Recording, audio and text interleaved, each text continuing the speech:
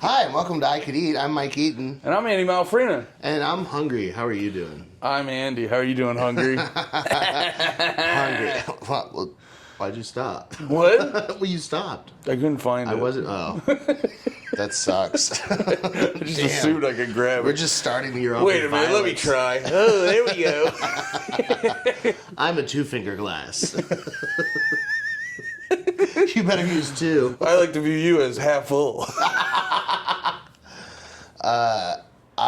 Welcome to Gay Eating Tours of Austin. Yeah, for real.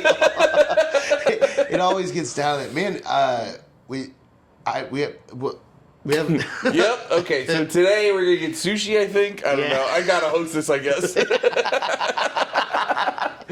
I got 6 brain cells left, man. No, to start the new year, I wanted to do something exciting. A lot of places in Austin claim to have great sushi, and there is some very, very good sushi here. But like one of the things that drives me crazy is when people are talking about sushi and they're talking about rolls. Okay. Fucking stop. Grow up.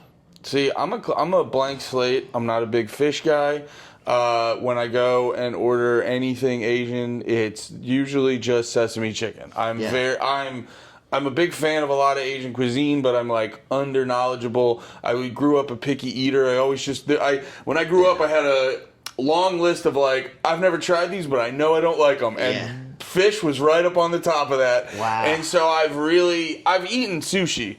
But it's usually like, it's a roll. It's slathered in whatever. Mayo. It's fried. Some spicy mayo or something like that. So I have not had like the authentic sushi experience almost ever. So I'm like a clean slate today. Yeah. So and I think this is a perfect place to do this. So we're going to Uchiko. There is a series of restaurants from a chef named Tyson Cole, who's very renowned in the fish world. He's one of the like pioneers of fish plus citrus, which is just a goat combo. And so are we going to go in and see a fish in a human costume? God, I hope so. That would rule so hard. I would love that. So he's got a few restaurants. Uchiko, Uchiba, and Loro are all part of the Tyson Cole family. And Uchiko, it's kind of like the more experimental stepsister of Uchi. Okay. So they have some kind of wackier stuff, but I will tell you, it's my favorite nigiri pieces in town. They always have some kind of like wagyu nigiri. Sick. So nigiri is when they serve the fish on top of the rice and it's a little bite. Yeah. And so we're going to sit at the sushi bar. Maybe they'll say like one of the cool like Curb Your Enthusiasm Japanese words at us. That would be cool. But yeah, I'm very excited. And then they have a dessert. I'm hoping that they still have a dessert there. I have not been in a while just because I don't usually splurge like this on meals. Yeah. But I think today is worth it. And we're going during their happy hour, so we won't have to spend $1 zillion. Hell yeah. I'm excited because I think there's certain types of foods, and it's similar with me with wine. I'm not a big wine guy, but I've also had like $30 wine. And I'm like, I am a big $30 wine guy. Like, so you're not gonna like. I could drink shitty beer all day. I can't drink shitty wine. And I'm guessing I'm the same way with when it comes to like fish and sushi and stuff. I'm probably not a guy who's gonna be like, oh, I'll get shitty sushi from the supermarket and and still like it. I'm guessing today it's like the high end version or nothing at all for me. Yeah, you're a bougie bitch. When it comes to sushi, I think I am. Yeah, I like it. Well, let's go test that theory. Let's go see. I'm so excited to shove things in my face. Yeah. Yeah. I'm excited. Here we go. Hell yeah. It's gay time. Welcome to Gay Austin Food Tours. Let me guess if you've been cooking sushi your whole life. Depending on what it is, I can get mixed up.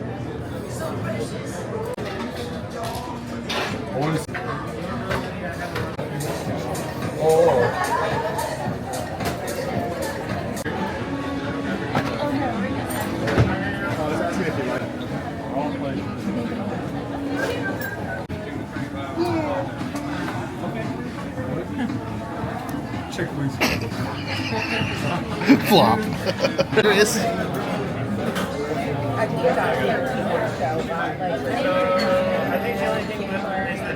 So And we're back from our date. It was so cute. Yeah, we didn't realize we ended up going on a date. Yeah. Because when And we we got didn't realize. I mean, we didn't realize. then we got in and we were like it actually worked out perfectly because we weren't exactly sure how we were gonna do it, and then they literally had like tasting meal for 2. Yeah. Tasting menu for 2. And I was like, Mike, are we on a date? Yeah, dude, that did work out perfect. It worked out absolutely perfectly. And we only had to add a handful of things. I mean, that's one of the deals with like high-end sushi, especially, is that it's very easy to spend a lot and leave hungry. Brother, the second we got like a couple plates in, I immediately realized how people could spend so much money at places like this. Because when you're just getting a little bite of something, it's so easy to be like, oh, let me get one of these. Yeah. Oh, let me get a bite of that. Because that's like, I don't know. I wish more restaurants were like that. Yeah. Like you could just go to a sports bar and you're like, can I just get an onion ring? Yeah. Let me get 5 onion rings. Let me get 2 wings. Yeah, it'd be amazing. How much for 1 wing? He's from New Jack City. Oh, okay. But it, yeah, the out of context, that is hilarious. No, it was nice because we got to try so many different things. We tried a lot of stuff. Like, this is probably the most amount of things we've had in one of these. Oh, for sure. This was the most dishes we've had in a meal. And that's how it should be when you go out to eat at a place like this. Yeah. This is definitely the highest end place that we've been by a lot. I mean, you can tell from the moment you open the door there that it's a very nice restaurant. I mean, Yeah, very nice. Interesting atmosphere. I was laughing at myself after I went into the bathroom because I went a little judgmental on like the hipstery vibe, and then I looked in the mirror and I go, "Who the fuck do you think you are?" And I was just like, I almost was like, I apologize to the restaurant. Yeah. I was like, I don't know who I think I am. I have no business judging the hipster vibe of the restaurant. Yeah, I'm wearing a denim shirt. But it was nice too because it was hipstery.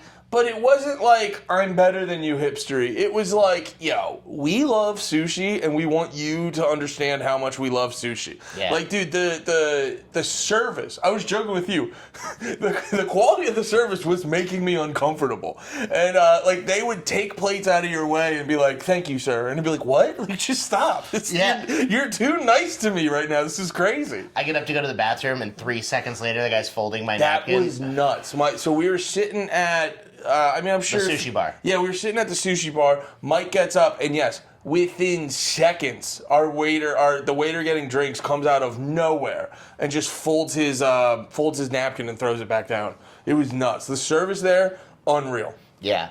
I like sitting at the sushi bar because I was glad we did you that. get to talk directly to the guy that's making all of your fish and doing all of that, and you get to just watch all this beautiful fish being made in front of you. Yeah, you got all the food in front of you. Sitting side by side, I think, is better, just because you can turn to each other and then you can focus on food. Yeah. I don't like the pressure of being face to face with someone the whole time. I hear you. That actually, you know what? For someone who...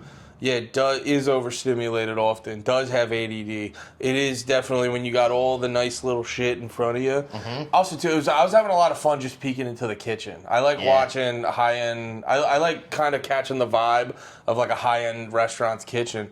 They were an interesting place because you could tell everyone was like locked in. It was probably like high energy. But everyone was calm at the same time. Everyone was very chill. Very chill, but if you watched the dude's hands, bro, they were crushing sushi. They were making it so fast, but they were talking like they were at a barbecue. The energy was interesting there. It's very awesome to watch how high level all the people there were. And what really made me so happy and just like was very calming for like my neurospicy brain was how organized and just set out and laid out everything was. You're right. There were 500 different little perfect, amazing sized, stackable jars and dishes that fit exactly in their little cooler box. Yeah. And everything that they need, it was just like, they didn't have to think. They were just like, this is where the Otoro is. And they would grab that out and start piecing together. And it was just fucking beautiful to watch. I was watching, I was thinking about something like that when I watched not our chef, but the dude to his right. He turned around and grabbed a serving plate, and I just saw the stack, and I go, it made me realize how well-oiled of a machine it was, because there's little things like that, where if this guy does it, because that's when, you remember you saw me turn around and look at the whole restaurant? Because like I was so locked in our meal, I forgot how big the restaurant was. The restaurant's gigantic. Yeah. And it's little stuff like that, where if that dude doesn't have at least like 10 plates right there, it could be the beginning stages of like the wheels falling off. And you need it to be like a well-oiled machine in there. Yeah, I mean the way that they were able to crank so much out. I mean, it wasn't a completely full restaurant yet because we ate pretty early. Yeah. You know, we got there as they were opening. By the time we left, it was pretty full though. Yeah, and there was already starting to be a line of people waiting to sit. And Yeah. So how they ran it was great. Do you want to talk about the food? yeah, so let's talk about the food. Ooh. So the first two things that come out from the tasting menu are the hama chili and the gem lettuce. Oh, so yeah. It's these salad things that are handheld. So it's literally like a long sliver of lettuce covered in this black sesame dressing with puffed rice. The dressing was so good. That dressing was unreal. I would have eaten that with a spoon. Man. Oh yeah, I would have dipped anything in that. Yeah. Like you give me anything, I'm dipping that in it. That was the wedge salad looks like a thing that, like, if you've never really been to a fancy place, it looks like they're trying to like steal your money because you're just like, what? They just pour dressing on a wedge, and then as you're eating it, you're like, oh, this is great. Honestly, this is a better way to eat a salad. Yeah, it is a so much better way to eat a salad. Well, because honestly, the thing with eating a salad is I feel like everywhere you go to get a salad, they give you like 75% of the meat you wish they put on there. Mm-hmm. Because you want you want a bunch of leaves and like one bite of meat. And like I thought this way they delivered the salad to you was able to evenly disperse all the food and flavor that would be within it. The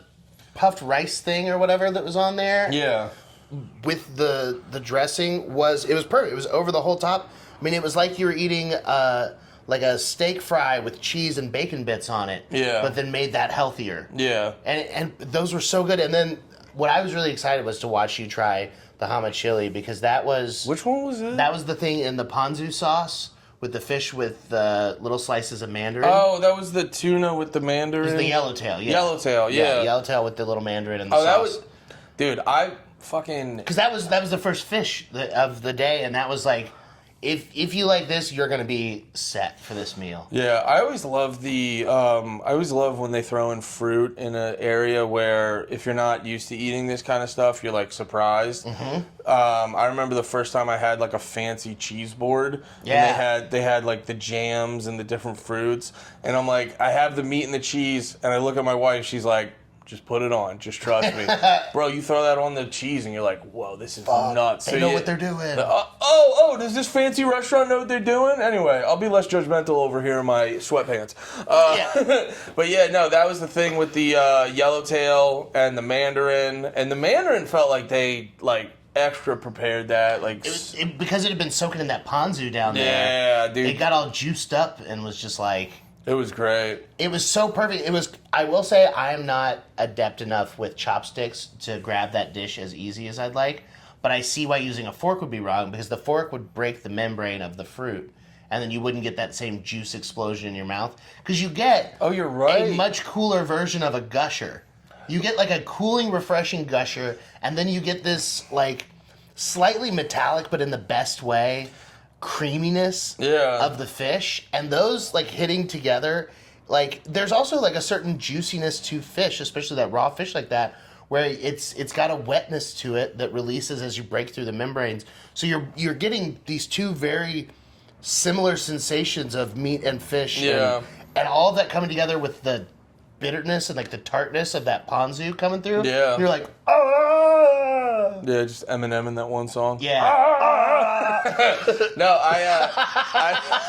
that was my brain the whole meal. It's just Eminem and go crazy or whatever. I didn't even think about that. Yeah, because the utensil you use, you're right. If they gave us forks for that yellowtail and the mandarin, it would not have hit the same because the yellowtail would have fallen apart and it would have started dissolving in the sauce, and it's just, you needed that all to stay intact and like stay intact, dip it in there and get that full bite. Because and they were even making sure of it. They would bring out certain courses. They'd be like, we suggest you eat this one with a spoon. Yeah. This one with chopsticks. This one with this. And I was like, oh, they know what they're doing here. They know. So the next thing that came out was a broccoli dish that our sushi chef that was taking care of our food suggested for us. You got my ass on that. Dude, that was incredible because you say the broccoli, you go, what is this? I go, that's broccoli. It's broccoli, Andy. I go, I hate that joke makes sense in this context. Yeah. But I mean, No, it was- legitimately the best broccoli I've ever had. It was crazy. It was whatever and when Italian chimichurri. that chimichurri, because I taste it and I go, what is this? Because there's it's not like a sauce in the sense of, like, I don't know if you got like a honey mustard or a barbecue. It wasn't like that, but it wasn't the consistency of like an oil. It was in between. It was very weird. It was very It was like a suspension. Yeah, it like Like bound. an aioli, but thinner. Dude, well, no, it was really weird. It was like, it tasted like an aioli, but it had the like Coverage of a texture. glaze. Yes, the coverage. Good work. It did, because it fully covered the broccoli, and you didn't have... It wasn't like, dripping. one That's of- the thing. It wasn't dripping off of it. So 99.9% of the time when I get broccoli, there will be good pieces of each of the florets where it's got the lemon and the butter or whatever, the garlic, whatever they've used to cook. Generally, it's just those on broccoli I've seen. But even if they do like an XO sauce or something, the parts that are saturated with the sauce are good. And then there's always the stalk of the broccoli doesn't absorb any of that. Yeah. And there's pieces of it that just didn't get this, because you pour the sauce, and generally a sauce just absorbs straight into it. But this was definitely, they took it, they put it in like a giant wok, and they tossed it in the sauce so that it easily distributed. They put it in a bowl, and then they added that furikake to the top. And man, I mean, that was just, it was so good. I've never had broccoli that good. I think it's because chimichurri is an olive oil based sauce. Yeah. And then adding, it's basically olive oil plus seasonings and aromatics. So Yeah. it's easier to cover, and those stick to the broccoli better. But yeah, so the broccoli is terrific. We're just jizzing about that. And then our first... We're just two fat guys being like, can you believe vegetables can taste good? Our sushi guy clocked it too, and he's like, I grew up liking broccoli, and this is my favorite broccoli, so you Yeah. guys aren't crazy. But... So one of the things that I ordered, my favorite piece there is a sake nigiri piece, which is the word for salmon. And it's just a little slice of salmon with a little bit of Meyer lemon curd and a little bit of, I think it's creme fraiche maybe. But it's a little white dollop and a little yellow dollop. And then he suggested masu, which is a Japanese sea trout that he said was like a less pungent salmon, essentially. Yeah. And I can't remember what the garnish was on that one, but he suggested we eat left to right. So we start with the sake piece, which it's so magical the way that it just melts in your mouth, and you get this vague citrusy. And Mike's not just being like colorful. It is the way that it like the way you bite into it. You can just immediately, even if you couldn't smell it or taste it, just by the pure bite, the way you bite into it, you can tell it's a better cut of meat. Yeah, because it melts. It's fucking insane. And then that's one of the things too about nigiri is you eat it fish side down. So it's the piece of rice with the fish on top, and you pinch it like this, and you go like that, and put the fish down on your tongue, and it makes a world of difference. It really does, yeah. Because especially too, they have all the little flavors that they put on top of it, and then mix that with the fish is like. Not like ice cold, but it's cool. Mm-hmm. And then with the slightly warm rice, it's a real good bite. It's got a real good balance to everything. Yeah, it's perfect. And so we have those two bites, and then the next one that comes out was, I believe, the avocado with that little circle roll of something. I was excited for that because I'm not like a big avocado guy. But I kept seeing them make stuff with avocados. Like, I'll eat avocado on a sandwich sometimes. Mm-hmm. Other than that, I don't eat a lot of avocado. But I was watching them make stuff with avocado, and I'm like, I bet their avocado hits. You know what's funny is after we had those avocados, I tried to order more of those. And he said something that amounted to no, but I didn't understand what the no was. And I didn't want to argue, so I was like, okay. It was kind of like... let me use my expertise to let you know you don't want more avocado. And I was like, you're wrong, but okay. Yeah. I know me, and I do want more avocado. I don't know, though. Those, only getting a little bit of bite of everything. Because I'm a notorious overeater. Mm-hmm. I go, wow, this one... What? I go, stop. Are you sitting? Yeah. I'm known across all these parts as a bit of an overeater. No, I'm like... I eat something and I go, oh, one of these is good. 27 of them would be incredible. Yeah, what if we had like a shit ton of them? Yeah. And like I'm constantly like, I'm constantly like eating to the point of just being like, oh, I should have stopped a while ago. So like them only giving us bites, because you know I'm the equivalent of a fucking hyperactive dog. Yeah. So like I need someone else to tell me like that's enough food, Yeah. Andy. They were food edging us. Yeah. That was essentially they were being food doms, and we were being good little subs. Like, oh, I'll just have a little bite until Mommy gives me another piece. I'll only have a little bite. Honestly though, I would like eat like literally, even if I was going to like McDonald's, if you could just give me a bite of everything. Give me a chicken nugget, give me half of a McDouble. It'd just be the best. Just force me not to overeat. That's where I think we should have more government regulation. I think we should be able We shouldn't be limiting guns or magazine size. You should not be able to buy a 20-piece nugget. No. We should be able, exactly. We should be able to have full automatic rifles. I should not be able to have a 20-piece. 40-round mags, 4-piece nugs. Dude, bro, McDonald's, they had an E. coli thing, and so now you can just get a 20-piece nug and a basket of fries for like $10. It's just, you can't let me have that. You can't allow me to purchase that. It might be a 10-piece. Regardless, you can't let me do that. Yeah, I can't have that available. Oh, it's so good. But as good as that is, how much better was the bincho piece with that real, actual wasabi paste on it? That dark red fish. Yeah, that was good. There was, because that real wasabi. there wasn't a lot of stuff there. There wasn't a lot of stuff we ate today that had like too much of a spiciness to it. That was the only real spicy thing, bro. That was good. Dude, And do you know if that was like, because I watched the thing recently on wasabi, that like authentic wasabi is actually harder to come by than you realize. Very. Yeah, and so I was wondering if that was like. That is. So that's authentic So that wasabi. was That's wow, real wasabi, and that's why it's so fucking good. It was so dude, they put like, bro, like a tiny. So that's one of the things that like you'll see in the. Well, I'll put all the videos in between the meals or whatever, but you'll see the garnish on all of the nigiri pieces. It's just little bitty dollops, and that's why it's so important to eat a fish down, because that touches your tongue first. But because of that, it's the perfect amount. Like on that bincho piece, it was, you know, like a pea-sized amount or less of that fresh wasabi, and then you put that down, and it was definitely. Like, bro, you get a piece of fish like that big, and like there's like half a pea size, dude. Yeah. It was great. So that was fantastic, and then. I mean, all of the fish pieces were amazing, and everything that we had with the fish. Those rolls that we had that had the salmon and the avocado in them with that fish sauce. Yeah. Their fish sauce that they make, that they marinate with like garlic and Thai chilies, was What was nuts. the beef we had?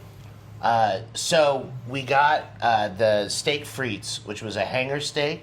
Yeah. With, I cannot remember. I wish I could what the sauce was. God, But the sauce, and then some kind of greens, and then fries cooked in beef tallow. When we eat stuff like, not to cut you off, I'm so sorry, No. Michael. When we eat stuff like that, it's why everyone who will not order a medium rare steak, or just not even a rare steak, like, if you won't even do medium rare, I just go, how do you think you know better than everybody else? And it's like when we eat, like that's the shit we ate today, dude. The outside was like fucking almost black, and the inside was like pink as hell. Yeah, and red even. Oh, it was so fucking good. And the big flake salt. It's like, dude. And then you put it into that sauce, and it was that same sensation you get with the fish. It was a perfect bookend to the meal. Yeah. Because it was that same juicy, exploding flavor sensation in your mouth from the beginning, from the hama chili or whatever it was. Yeah. But I beg everyone out there, if you go and you get steak and you order medium, please, for the love of God, at least do medium rare. Just try it. You're just missing out so much. To be fair, at a steak place, if you're ordering a steak at... If you're ordering a burger at fucking Chili's, yeah. Yeah, I love when you go to one of those places, they're like, how would you like your burger? And you're like... Cooked, idiot. Shut up. I don't know. Whatever the fucking... Bring me my slop. Whatever the guy high on pills back there wants to do. Yeah. Let him cook it however he wants. He's going back to jail tomorrow. Drug dealer's choice.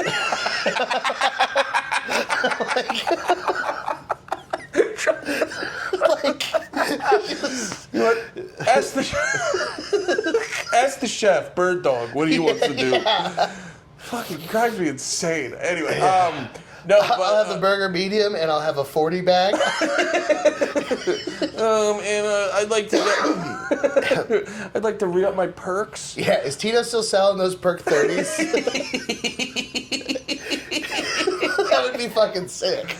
Dude, I knew dudes I used to work with who they said they would work at like Applebee's, and when the dinner rush would start, they'd shut the lights off, they'd put on like strobe lights in the back, they'd just be high on pills, just fucking dancing, then whipping up dinner. Yeah.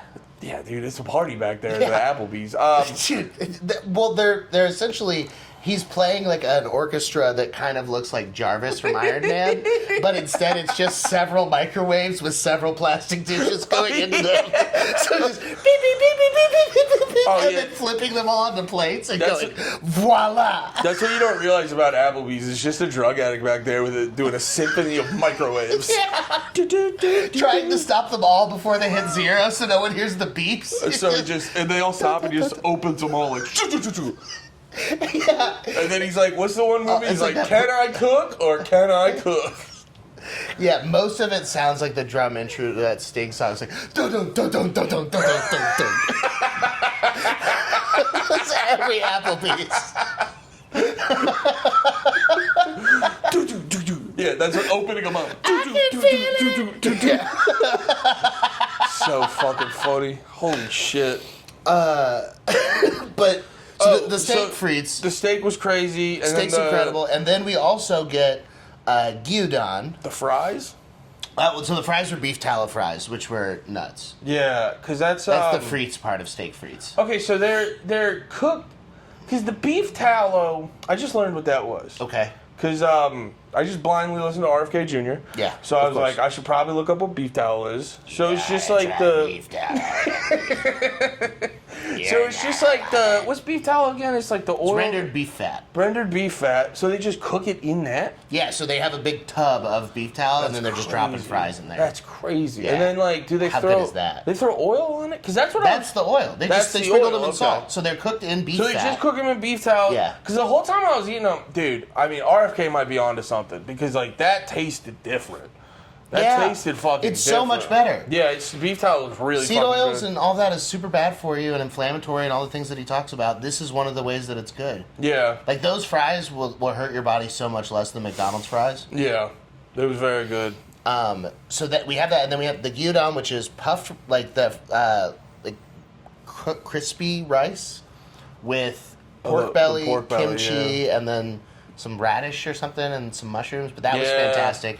That was besides the sushi, obviously, or the fish in general, but that was the most high-end restaurant-looking thing. Yeah. Because it had all the little, frilly bullshit. Yeah, all the frilly bullshit where you're like, I'm not tasting this. That's that's just cool. That's just so you dorks can fucking one-up each other in the back. and so your tweezers in the back can get a use out of them. You'd be like, it's like I'm in the bear, right? And then we got the really Wagyu offensive. Goon-Con. Goon-Con. Oh, yeah, and I had a great joke on that. I said, Goon-Con, that's where I go to compete. Yeah, dude, it was...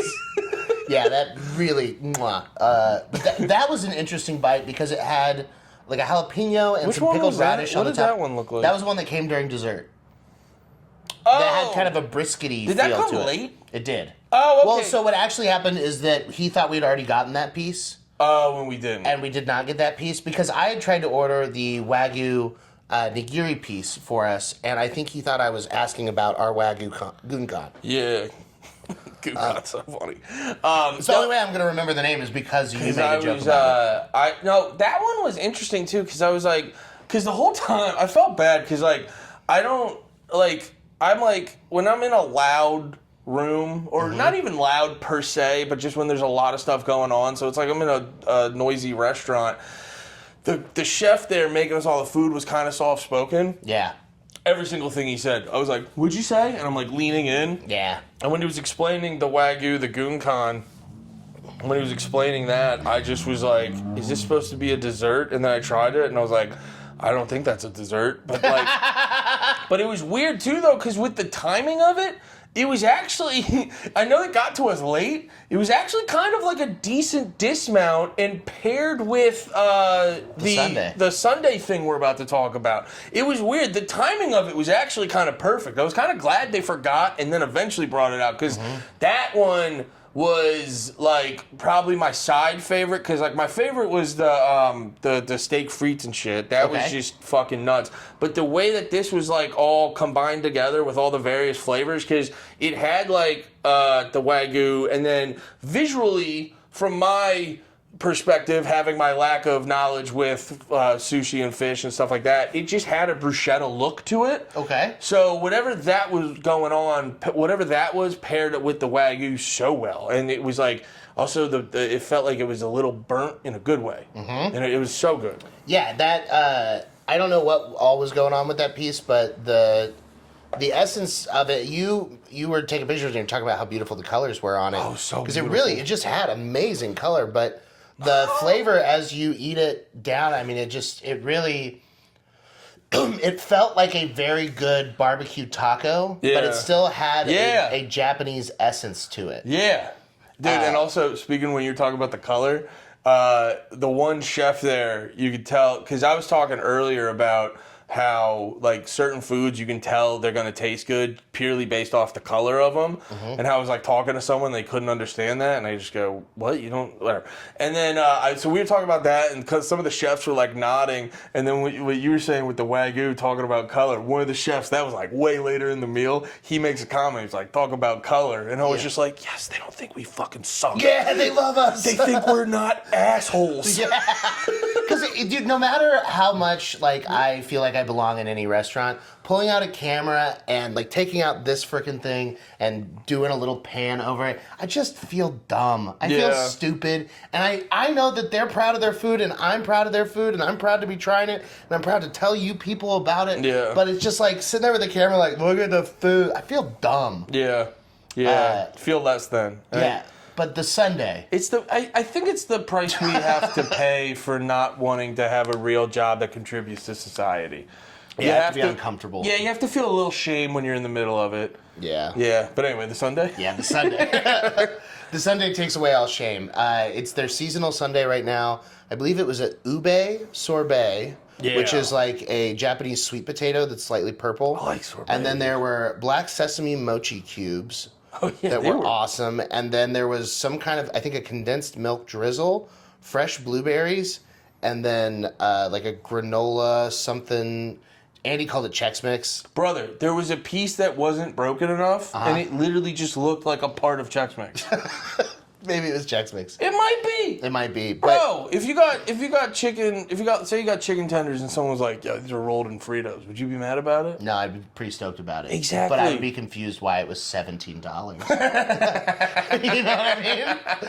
I mean, like, if you're just this is like the spinning buns dilemma all over again. I don't mind if you're going to use Smuckers and Jif, but don't show me Smuckers and Jif. Yeah, and then charge me $5 to heat up my PB&J. Yeah. I think it was Chex Mix. Yeah, but, I mean, so the Sunday was incredible.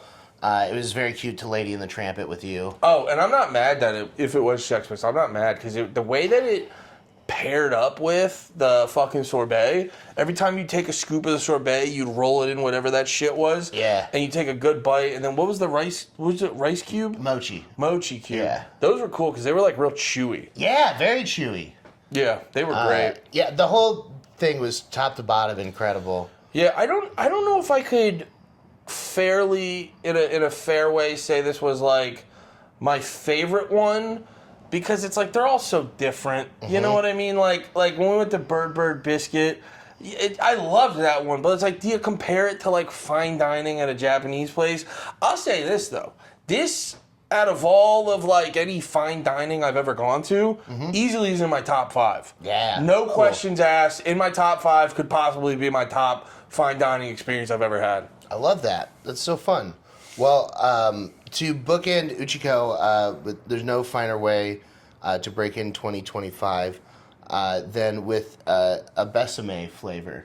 Besame, I love them. ooh la la.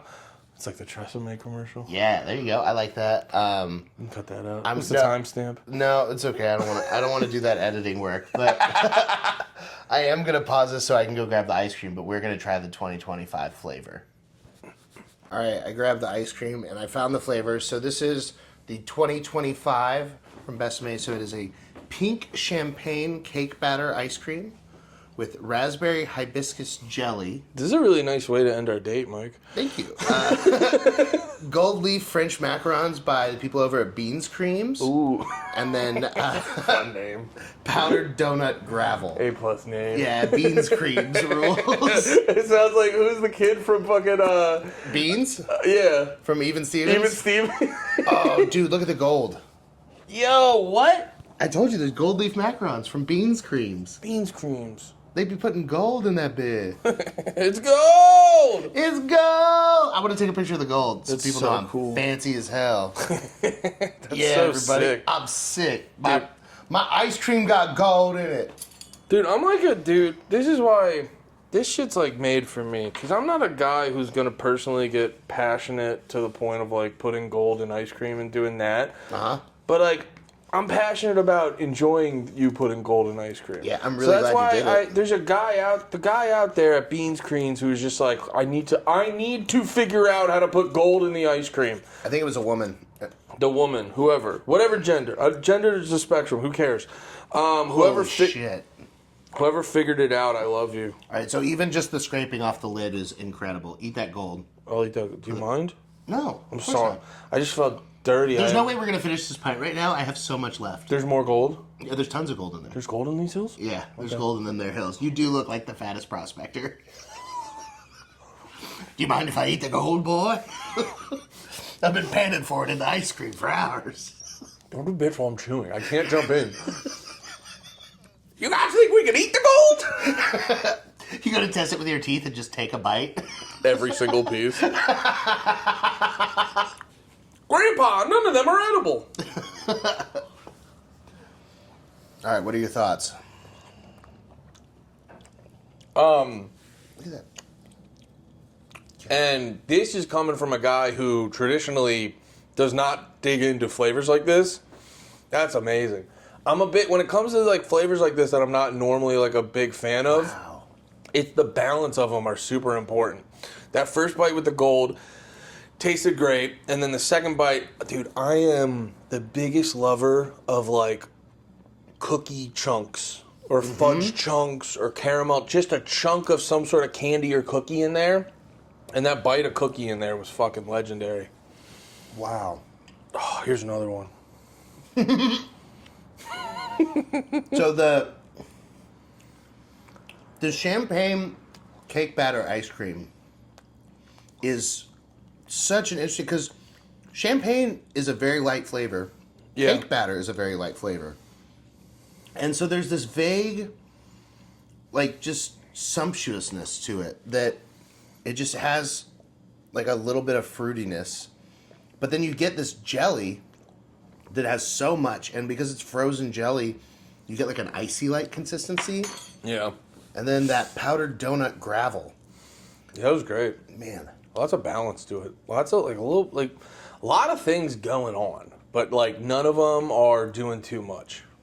No, they're all doing their job. Yeah, they're all doing. And I like to. There's certain foods, and let me know if you agree with this. There's certain foods you want a consistent bite every time. Like if you're getting a pizza, you usually want a consistent bite. Ice cream, I don't. I want you to mix it up good, but I want one bite that's mainly ice cream.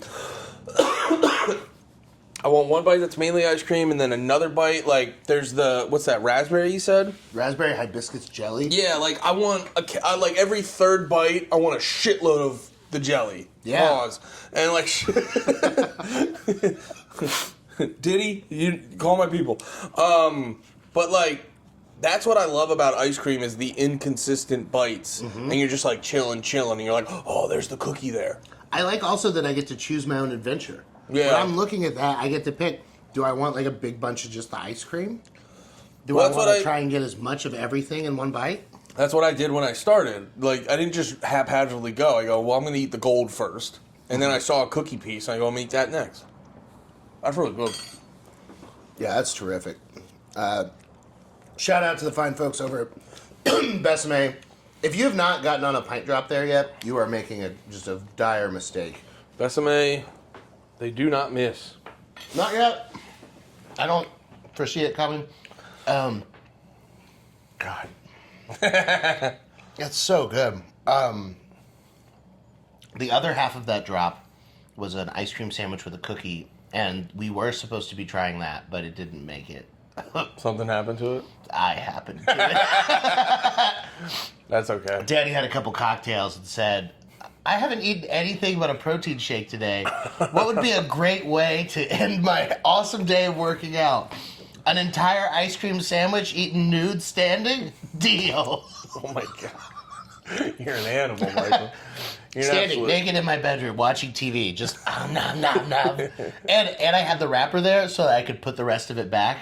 And you can't not finish it. You had that wrapper thinking you'd put the rest You back. think I'm thinking I would eat half Like, of it. I'm definitely not gonna eat all of this. Here's what it was. So it's chocolate chip cookie dough pressed into cookies. So it's just the cookie dough. Yeah. The vanilla ice cream that they make with their super fancy vanilla in the middle. Yeah. Miso caramel that they just put a big river of in there. And then they dip it in dark chocolate Okay. and sprinkle sea salt on it.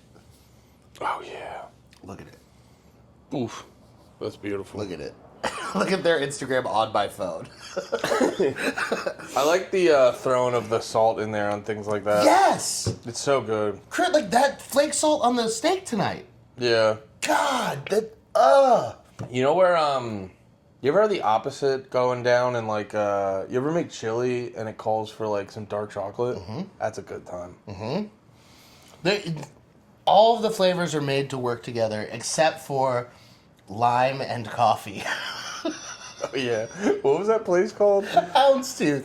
It's right Cider. next to Uchiko, and Andy says, let's get some coffee. I was like, I need to get some coffee. And then we go over. They have a 4.8 with like 7,500 ratings or something stupid. Their coffee was really good. Yeah, so we're looking at the coffee, and she says they don't have drip coffee or whatever. Andy's going to get a pour over, and I'm looking at and they have something called a lime iron. Which, if you're Interesting. if you're on a coffee spot, I feel like you should have drip always. But anyway, Yes. go on. But so I said, what's a lime iron? And she said, it's our cold brew mixed with our limeade.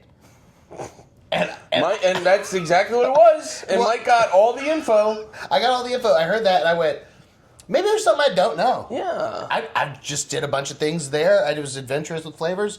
Why would I stop now?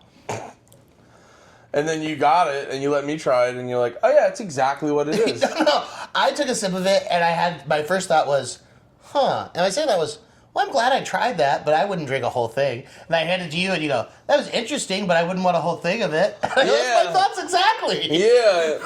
And honestly, I said it that way because I was an earshot of the lady who made it. That was bad. It was not good. I don't know. There's just something about, like, I'm also, too, a guy that I do not like. I don't like the over-the-top zesting up of something with a lime. Like, yeah, a little bit. Like, if I'm getting a vodka soda, give me a lime. Line me up, yeah. But sometimes with food, they over-zest it up with lime and shit.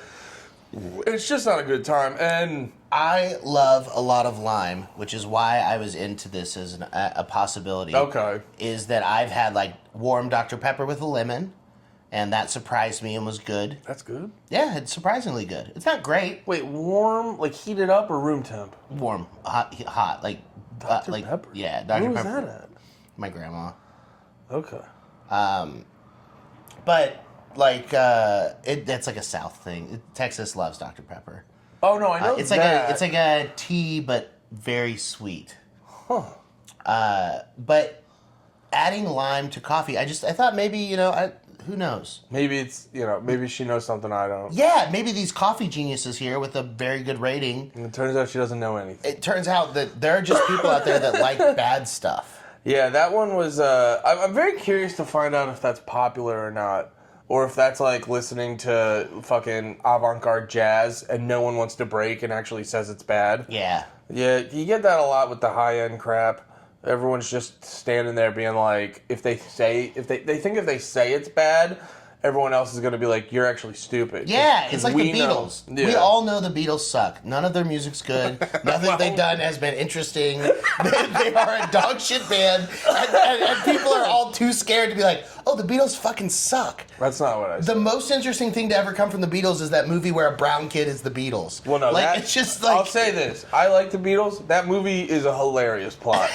that in 2015, if we never would have heard the Beatles and a random Indian kid just starts playing "I Want to Hold Your Hand" in 2015, we're all gonna be like, "Is this the greatest music ever written?" It's like, no, there were fucking 5 genres in the 50s, and the Beatles were considered hot at the time. yeah, isn't that crazy?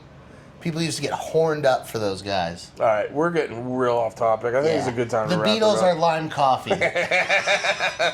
And then, where do we go again today? Uchiko. Uchiko is... What's a band you like? Third Eye Blind, the best band there's ever Yep. Uchiko Uchiko is is- Third Eye Blind. been. They've got nothing but hits. They were Nothing but amazing hits. before. They're still amazing now. Great Small Bites. Yeah. Oh, man. That was very good. It was amazing. Thank you guys for checking us out. Like and subscribe. Share this with somebody. And we'll see you soon. Bye. Bye.